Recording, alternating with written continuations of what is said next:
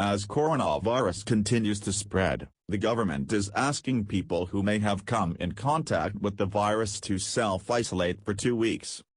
This involves spending a fortnight without seeing anyone or leaving the house, which means you may need supplies to get you through. It's not just people who have traveled abroad who are being isolated. Whenever someone tests positive for coronavirus, authorities try to track down everyone they've been in contact with and are asking them to self-isolate. Do I need to stockpile?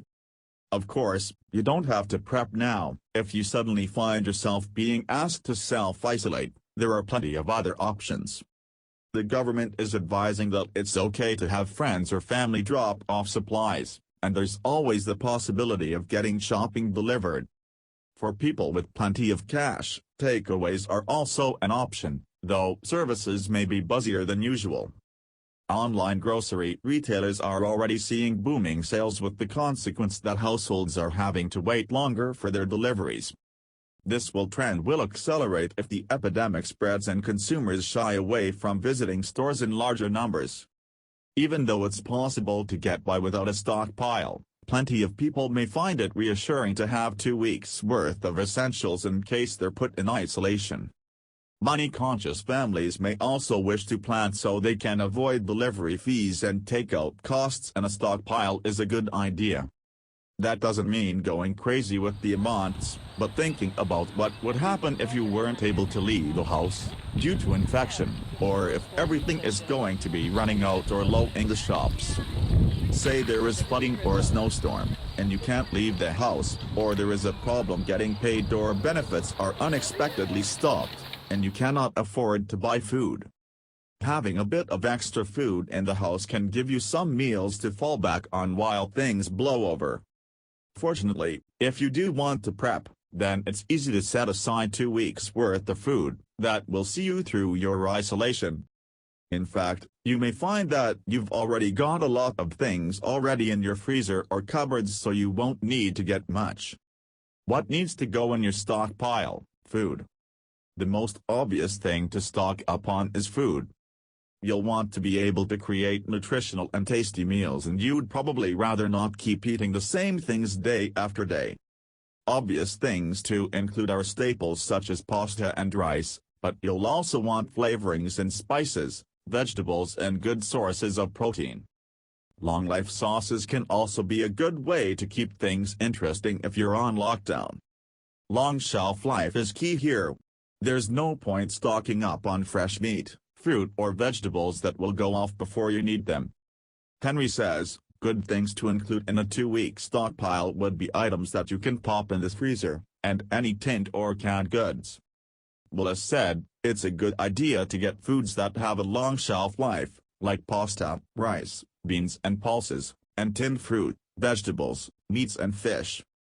Long-life milk would be fine for your porridge in the morning and is great for tea, and I think it's a good idea to have some basic ingredients to make bread. Biscuits and sweets are also a nice treat. What needs to go in your stockpile? Household items. It's also worth making sure you have some household essentials set aside. After all, while you could live without any toilet roll, you'd probably rather not have to. Other obvious things to consider are medicines, bathroom essentials, and laundry products.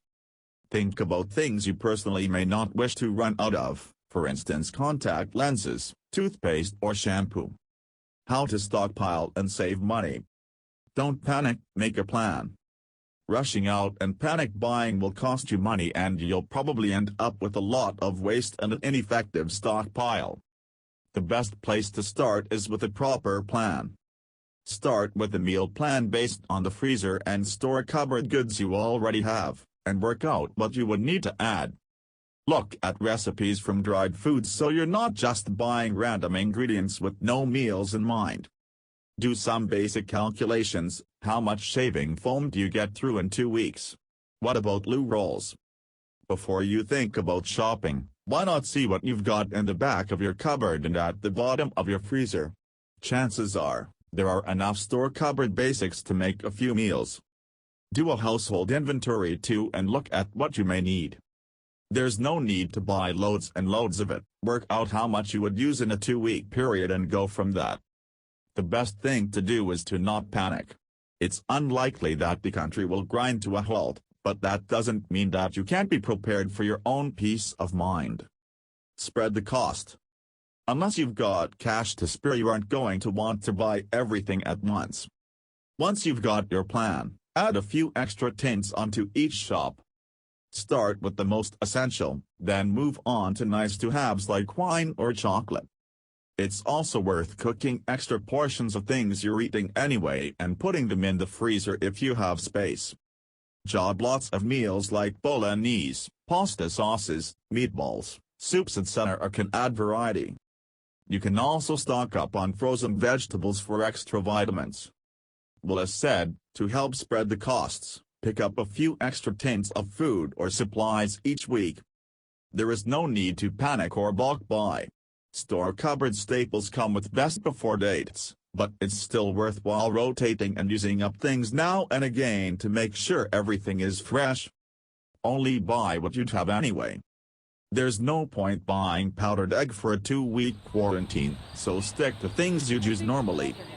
That way, if you end up not needing your stockpile, you won't have wasted your money.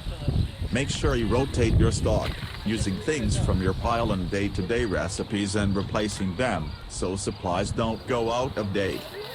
This will mean you're prepared beyond coronavirus too, so whether it's a benefit delay, snow dump or getting the flu, you will never have to go without food.